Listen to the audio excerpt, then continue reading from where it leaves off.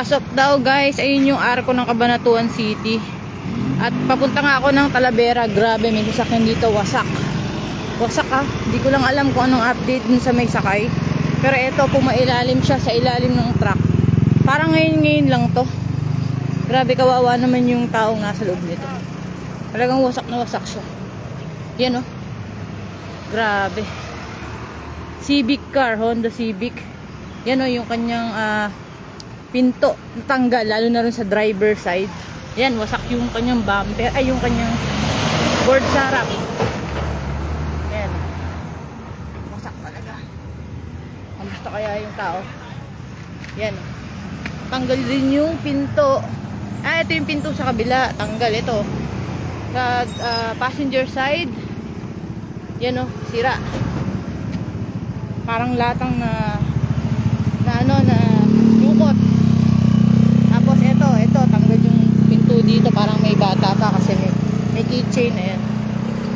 Grabe yung nangyari dito. Umailalim siya. Yan. Malapit lang pala to sa arko ng Cabanatuan City, Nueva Ecija.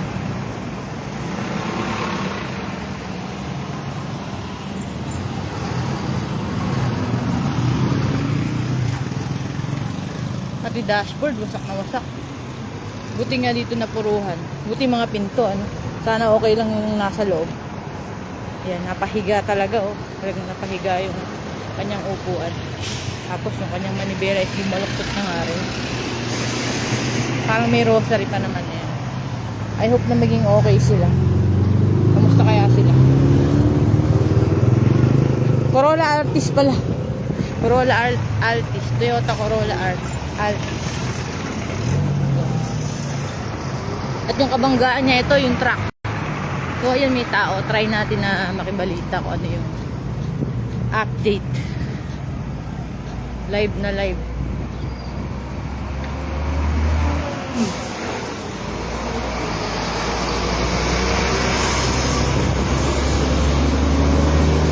Bossing, pwede po maki-update? Kamusta po yung sakay nung ilalim ng nung nasa ilalim ng sakyan na to, yung nasa Corolla Altis po? Kamusta po kaya sila?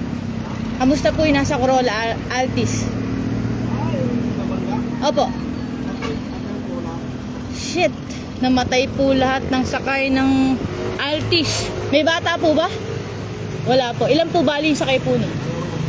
Dalawa po, isang lalaki at babae. Puro lalaki po, namatay po. Ayun lang. Bakit po kaya sila sumalpok doon? Nagpreno to? Matulin po yung Altis. Nasuro po itong ay galing po sa galing sa club. Ingat po tayo. Yung nangyari noon po. Opo. Alauna. Kanina lang po ba yan? Kagabi mo kanina. Ay, kagabi ng madaling araw. Tapos namatay po agad. Alis na sana kami. Nag-isip ko ng driver ko ngayon. Alis na kami. Opo. Ngayon ko alis dito. Ngayon ko na. Malaki kang din natin. Kawain sa duga pa. Natulog balik. May mga alauna Diyos. May sumarpok na. Sumalpok.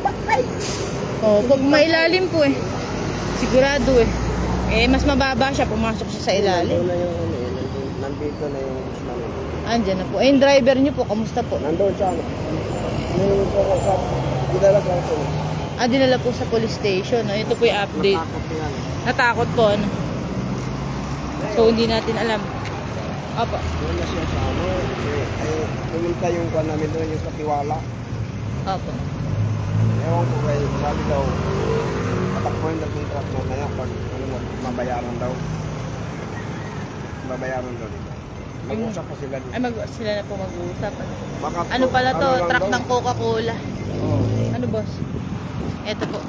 Truck siya ng Coca-Cola. Binangkabantayan ko nga. Baka Namatay po pala agad. On the spot po ba? Namatay? Oo. Dalawa. Kawawa naman. Kung mga bata pa, may edad na rin po. Yung isa daw, 40 pa edad doon. 40 na. Yung galing daw Siman yun. Seaman, galing ibang bansa po. Pauwi lang daw. Nakakauwi lang. Nagtaka nga ako, ma'am, nasalpok sila na kaluag-luag yan doon. Oo nga po. Eh, Mabilis siguro nga po yung takbo, sabi nyo nga po.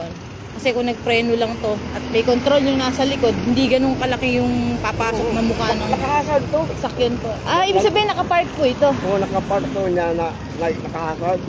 Ah, nakapark. Naidlip niya akong driving kaya naantok na rin. Ah, parang sa case dati ng kaibigan ko rin po, ganun, nakapark lang din yung sasakyan. Pwede dito naman. Motor naman po, sumuot sa ilalim yung motor. Dito naman sa Patay gilid. din. Sabi ko, gilid kaya kami. Ang gulo. Kaya ibig sabihin, may ano pa rin kami. May pagkakamali po. Violation po, no? Kasi kalahati rin po ng kalsada is nakarampa itong truck. Nakahigirin na. Kaya wala pong kuwan. Wala pong truck. Baka dito sila sa sampo. Ah, kung wala po yung truck, dito sa Salpok. Ayan. Maaari o posibleng dito nga raw sumalpok kung wala itong truck. Dahil wala sa control, dahil lasing din po yung nagdadrive nung ano, Hindi naman. ng Civic. Yung ano, nahapon. Opo, Nasira nahati. yan yung ilaw namin. Tapos nakahinto pa po kayo, ibig sabihin talaga. Ayun. Ayun, wasak. Wasak. Iabante na Sabay sa lalim. pulis kagabi. Opo. Kaso lang, hindi matanggal sa kasi. Kailangan po siguro i-lift. Oo. Ililift tong truck dahil sobrang bigat. Nahati. Kaya nga po, nahati nahati talaga. Grabe yung nangyari. Dito tumama. At malakas po talaga impact, ano. Oh, dito tumama yung isa. Parang lata. Ay, yung tao. Yung nakapunto. Buti lang. Pero, At ano, ulit wala patay mga- isa. Patay na yung isa doon. Yung isa po patay. Yung Baluktot driver. nga po yung manibela, boss eh. Yung yung isa dito, buhay pa. Naghihingalo, kawawaan din po, ano. Ngayon, bigas na itang kulay, inano ko sa cellphone ko, Apo. patay na. Okay. Grabe. Agabi po pala to, mga bandang alauna, alas 2. Alauna dos. Ah, opo, alauna 2. Ay, 102. Wala ko. Natanggal yung ano. Oh, ganun. Pinto. Ingat ka. Grabe. Nakakatakot kaya ingat po talaga tayo lahat. Ibig ko sabihin, kung galing ko sa Pinaos, lasing ko. Lasing ko. Eh sigurado, alam naman ng mga pulis po yan. Siguradong Hindi ko na Nag-imbestiga sila. dito sa ano, dumating ang pulis. takot meron pa rito ano. Binuksan lang to. Valve wire. Po. Binuksan to. Ah, binuksan po yung loob. Kinuha yung patay. Buti nga po, nahatak. Eh di ba andito po? Ah, kaya pala nakalip yung upuan. Sa likod po hinatak, ano boss? Katuloy ng magbuo. Nabalok yung tao.